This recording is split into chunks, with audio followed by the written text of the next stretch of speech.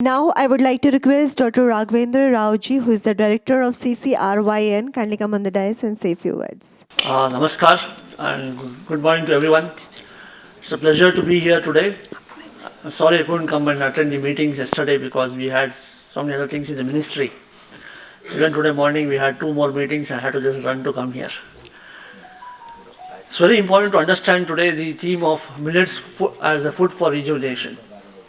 Just to say some things about holistic health, what is very important in our country today. If you see diabetes, look at heart disease, look at hypertension, they are all galloping fast. Now pre-diabetes, we had a percentage of 12% prevalence in the population just about 5 years back. Now the prevalence has increased to 17% in just last 3 years. Diabetes prevalence is also increased. 1 in every 3 person is hypertensive above 40 years of age. Okay? And many of the risk of getting stroke, kidney disease or cancer has also increased tremendously. I am a scientist working in this field of yoga sector from last 30 years. Worked in India, worked abroad in US at UCSF School of Medicine, MD Anderson Cancer Center, as well as in HCG Oncology Group in Bangalore. I'll give you a small example. I joined HCG Oncology Group in Bangalore in the year 2006. It's a small private cancer institute there, seeing 3,000 new cases of cancer every year. When I left the institute 12 years later, in 2019, we were seeing 14,000 new cases in the same hospital every year.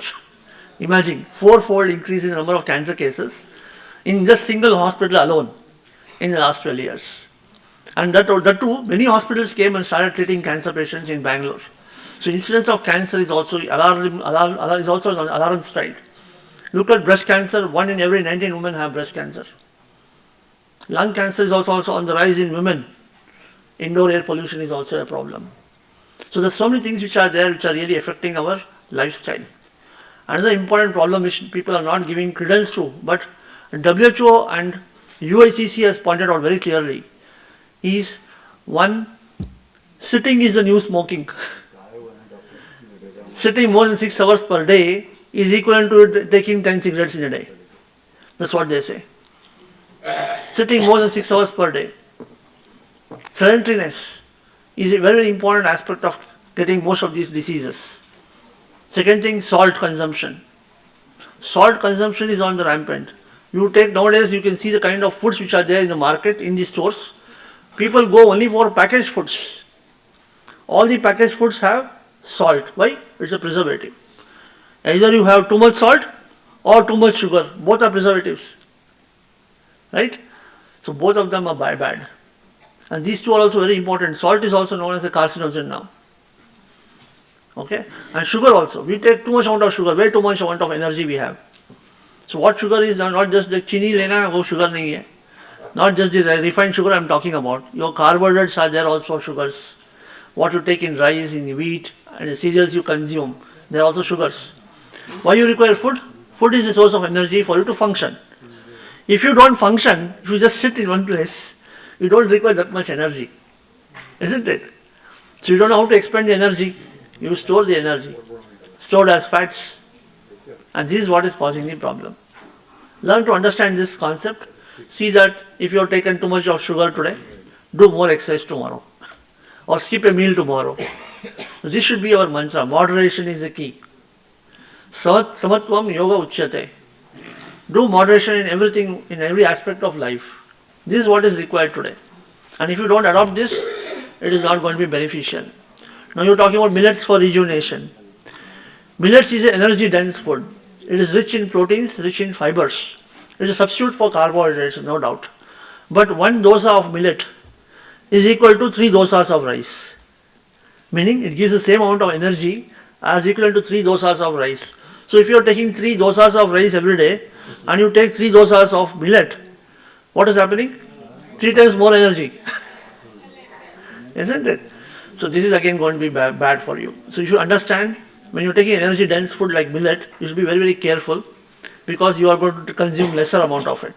And if you're doing millets, do more hard work, strenuous work. There is a study which is done by ICMR, which I want to point out. It was published in the year 2017. They did a study on looking at physical activity in both urban and rural population. And they found to the surprise, in urban population, 65% of the population was physically inactive. What do you mean by inactivity? Less amount of physical activity. They don't go out also. If they want to go out somewhere, they take their vehicle and go out to the even for grocery stores. Small work, everything is there. They don't climb stairs, they have lift to go up.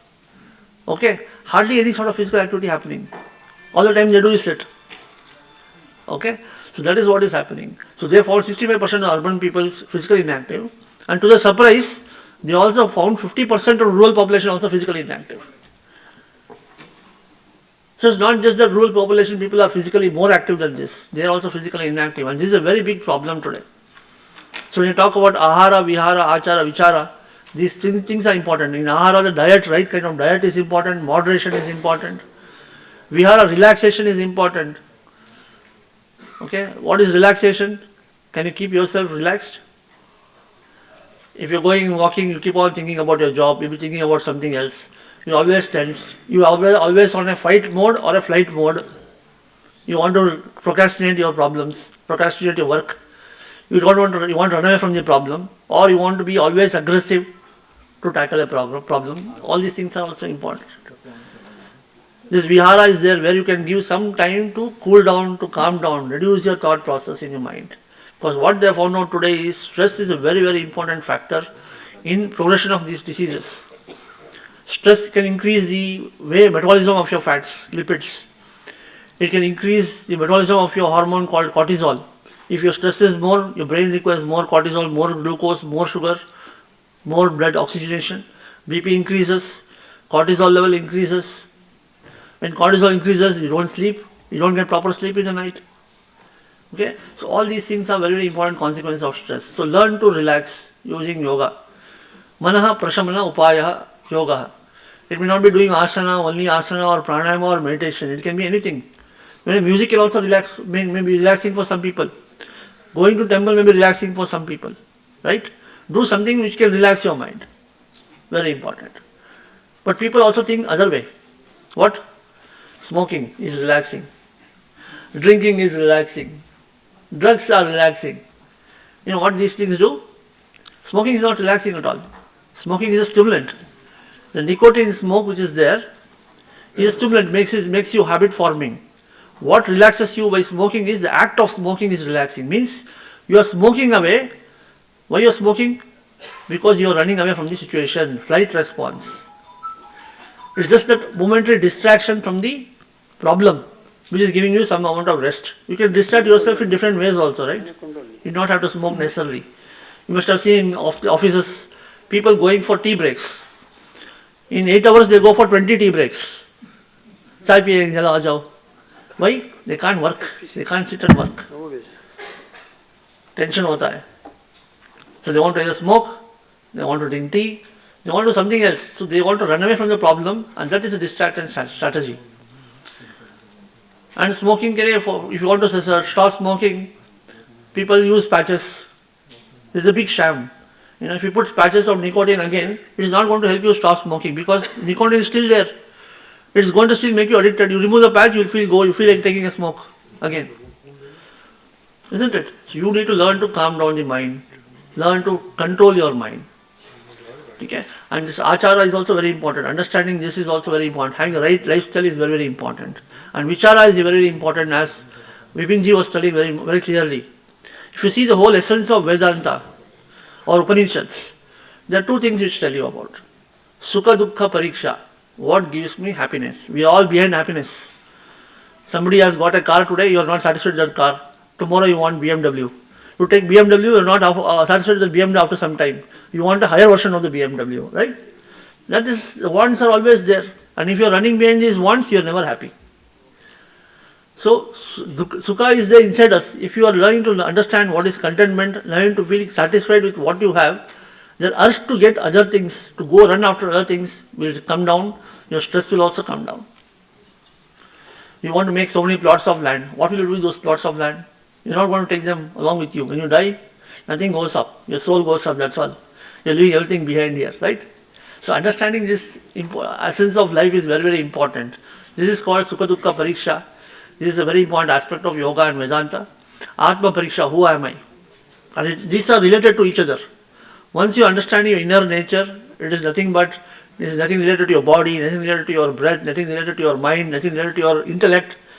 You are soul, supreme soul, you are relaxed, which you go and you choose state to attain and you go to a nidravastha in sleep. You see this state of silence. What is meditation, for example? Anybody knows what is meditation? Simple aspect of meditation. Can anybody tell me what is meditation? Yeah? Concentration is meditation.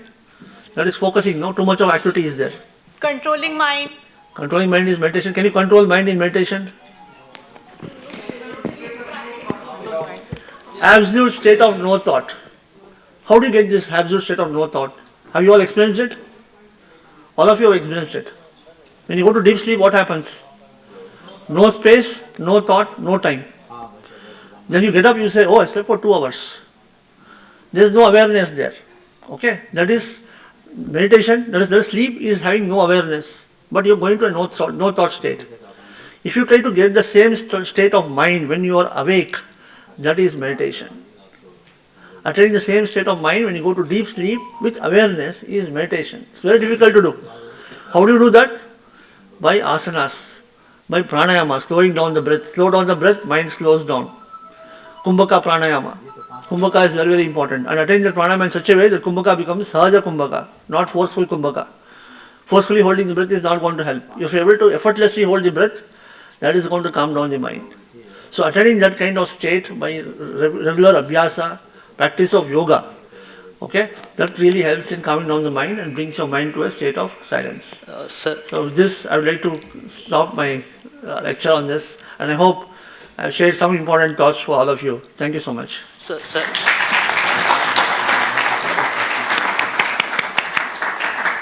Sir, a small query, if you can answer that. Sir, you informed about going through all the physical processes of meditation, like controlling the breath, being still in present, and doing all these activities. But at the same time, we are unable to actually control the mind, basically consciousness. Physically, we do everything in the yoga, but the consciousness is not under control somehow. Or maybe other students also can relate with me. They are feeling the same thing. I passed out in 2012 when my 12th standard. At that time, I was not having access to internet. I was easily able to do yoga. Over the time, internet came and things changed. Obviously, I continued to do that, but even though physically I do everything, that emotional state is not going to that stage. You have said the answer yourself. You are doing everything physically. That is the problem. Yoga is not a physical exercise. Yoga is a mental exercise. It is not flexibility of the body. It is flexibility of the mind. So what do you mean by flexibility of the mind? Learn to accept situations. Okay? From tolerance, you are going to a state of acceptance. How to develop that particular thing? It is by changing your thought process, one. Second thing, when you are doing yoga, when you do asana, forward bending or backward bending, you feel each and tensions in each and every part of the body. You are internalizing the awareness of your body, of your mind. You are not thinking about outside things, you are only thinking about what is happening inside your body. So learn to internalize the awareness when you do the asanas. Slowly your mind will become very, very calm. Okay, and all the tensions and thought process will slowly come down. Then do the breathing practice, internalize awareness in the breathing practices. Try to see what is happening during Kumbhaka, where the tensions are happening, try to calm it down. Start doing that internalization of your practices. Slowly your mind is going to calm down and you'll find answers to your problem. Okay, sir. Thank you. Sir, Yes, sir. in Mahasi Mahesh Yogi's group organization, there is a word like transcendental meditation, Bhavati Dhyan, where they say that your mind cells will be vacated from the bad or sad thoughts and the new cells will be not generated, but cells will be opened by new thoughts. Is it a part of meditation also? So there are various types of meditations. You have what is called focusing meditation and you have what is called open monitoring meditation. There are two important aspects to this. If you say Raja Yoga meditation, sitting on a bindu, or transcendental meditation where you focus on a mantra, these are focusing forms of meditation. So what they actually do here is, they in a transcendental meditation, for example, they will try to understand the person. If he has too much of fear, if he has too much of ambition, if he has too much of greed, they'll ask you to identify one negative attribute in that particular person and ask him to change the opposite of that attribute from greed to compassion, to giving things to everybody. Okay? From fear to courage. So this kind of attributes they take. So they take the opposite attribute of what he is already having and do the mantra and focus on that particular attribute. So slowly what they are trying to do there is change your negative attributes to positive ones. And gradually as you do the focusing on meditation on that particular mantras, which they do, mind will start slowing down, and you are teaching your mind to relax. Simple as that. In addition, what they say actually, in the brain cells where the particular numbers of cells are there, which have already been developed. So at part, you are vacating the cells which have been already occupied by bad thoughts. No, they are not. So bad thoughts, they are vacated and they have been occupied, they will be occupying for the new thoughts, good thoughts, which will be relaxing you or which will give you happiness to you. Sir, it is not that concentration. So it's not that a cell is like this and you have bad and good thoughts mixture in that cell. It's Memories. Memories can be easily dissipated. You give electroconvulsive therapy, everything goes away. So it is not that it is there in the cell or it's outside the cell. Okay.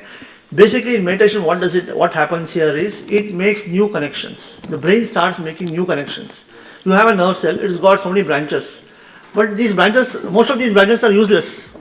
Okay. Unless you train those branches to be useful, they don't work.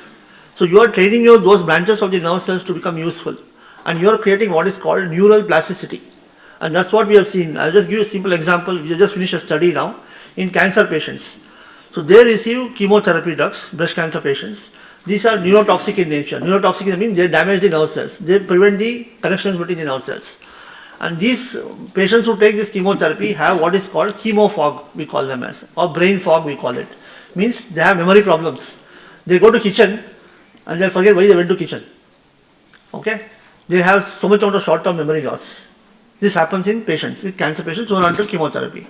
So we started using yoga intervention and we also did a study where we did functional magnetic resonance imaging, fMRI, okay, of these patients before yoga and after yoga. So after 6 months of yoga, chemotherapy, we did this. Interesting thing what we saw, I'll tell you. There is a part of the brain called amygdala, which is called the fear center. It is next to the memory center called the hypothalamus. Okay. The fear center was highly lighted up before chemotherapy in most of these people. And after doing yoga, the fear center was less lighted up. The memory center became better. Okay. So when your one center becomes very dominant, so all other faculties are directed towards that particular center. So once you reduce that fear, gradually that other centers start popping out. So that's what we are seeing. So it is about connections to be made in the nervous center and not about removing the thoughts or whatever it is. So you mean to say, sir, in the medical part there are two hemispheres of the brain, right hemisphere and left hemisphere. Sir, I know you have many questions, but we can discuss later because we are running out of time, and by 1:30 at anyhow we have to start the lunch. Good communication between right hemisphere and left hemisphere, or? Sir, no, it is basically about balance of the functioning in the brain. Okay. Thank you. Thank you so much.